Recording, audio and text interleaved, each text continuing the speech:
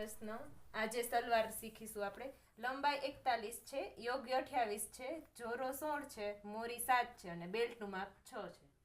હવે લંબાઈ આપણે લેવાની, એમાં 6 ઇંચ પહેલા બાદ કરવાનું બેલ્ટનું, અને 41 લંબાઈ છે એટલે 41 પ્લસ 2 સિલાઈની।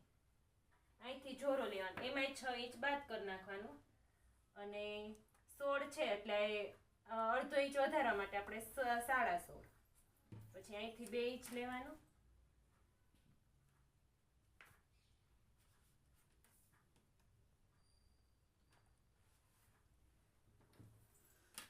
અને 1 ઇંચ લઈને શેપ આપવાનો,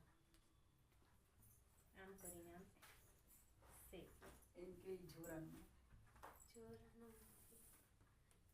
આ જોરાનું માપ છે। અહીંથી મોરી લેવાની, મોરી 7 છે અને 1 ઇંચ સિલાઈની। હવે અહીંથી આપણે સ્કેલથી શેપ આપી દઈશું।